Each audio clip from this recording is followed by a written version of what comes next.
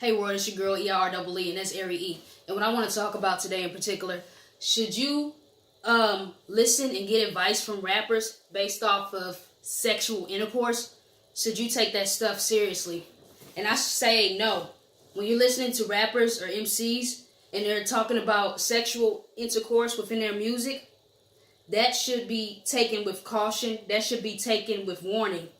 Like, when you practice sexual acts, make sure that you're practicing, and this is not promoted nowhere nearly as much, safe sex. Because when you're listening to a lot of rappers go in, MCs go in, a lot of it is really about unprotected sex. And you actually have to think about these things. Listen to these things with entertainment purposes. They're talking about having sexual intercourse with multiple women.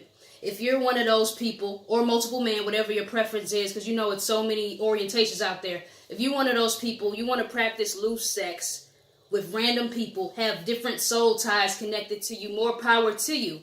I don't promote it personally. I am a monogamous individual. Anyways, I recommend you, if you listen to overly sexualized sexual music, is to walk around with safety barriers, condoms. I recommend you and your partners to get screenings, to get STD tests. And I'm not talking about for that temporary stuff like the chlamydia and gonorrhea. You got stuff that's permanent that will stick with you, like the HIVs and herpes. It may be some type of cure somewhere in the world, but they're not giving it to you because doctors in the medical field, or the owners of these so-called medicines, they want you to keep buying, keep prescribing to prescriptions so they can make coins off of you. So unless you like diseases, more power to you. But I promote safe sex. It's okay to listen to sexual music in moderation. If you have a partner or partners, some people like certain acts done to each other. Some people like multiple partners. Some people like one person at a time, like myself. That's just my belief system. Each and every person is different. Just because I practice one thing don't mean another person don't practice another thing. But what these MCs don't do is they don't give you warnings, and they don't always should have to, because this is their music. You have the free will to practice what you preach or to do what you do. Is the warning of safe sex. That's what I like about the group, the R&B group back in the day, TLC, back in the 90s, on their on the TLC Tip album. They practiced a lot of safe sex. So that was very, very beautiful. You know what I mean? I wish more of that was practiced today. But you actually have to look at it in a form is rappers are not your role models. No, they shouldn't be. You should like that stuff in moderation.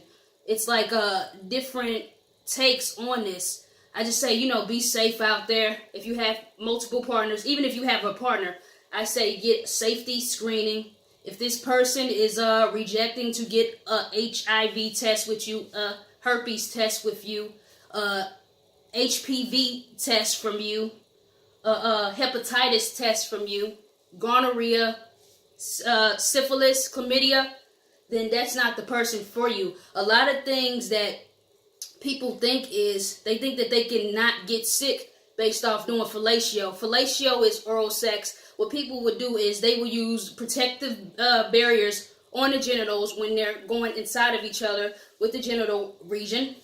But whenever they go down, they do not practice safe sex. You have to use barriers if you decide to do those acts. And no, it's not rappers' jobs to tell you what to do. You have to do the research on your own. Don't think just because a girl is like fine as hell, she a dime piece. And yeah, I've seen some dime pieces around. But please don't trust that. You know what I mean? And your favorite rappers as well. Those guys. Some of those people are actually doing what they say. Some of those people, if this is a slimmer chance, or married monogamous men and women, it's a rarer occasion. But if they do mess around, their spouse actually knows what comes with that lifestyle, since they are a rapper, an MC, all of that, the whole 9 yards. They know what comes with that, but they're using protective barriers, but that's between them and their spouse. Please, please wrap it up. It's cool to listen to a little nasty song. You got your girl next to you. Ooh, women are pretty, men are beautiful too. By the way, I'm just letting y'all know that. So don't get confused if you hear me say it. I just did, alright? Both sexes are beautiful to me. Y'all do a little nasty, but please protect yourself. Y'all want to listen to some little freak mode music, or shoot, you want to listen to some grown folks music, like some old school R&B, which is not overly sexualized, and it's kind of, you know, soothing, baby making music. Or listen to some old Floetry with Marsha Ambrosius and her partner at the time. I don't remember the lady's name, but she shaved her head off. That's some grown folks music. It's not as nasty. But, you know, keep all of that in mind when you out here. You feel me? Don't let the rappers, you know, alter your mind, but it's cool to listen to that. But remember to practice safe activities if you're out there, you're doing the freak nasty and you little freaks and all that type of stuff.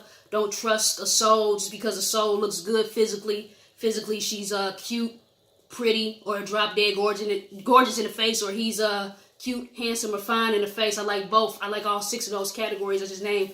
Please be protective out there. Don't let a pretty face fool you at all. And I kept that short, sweet, to the point. You guys, it's your girl EIREE. That's Airy E. I'm in this yoga position. I'm not that flexible though. One day. All social media is the same, you guys. Peace.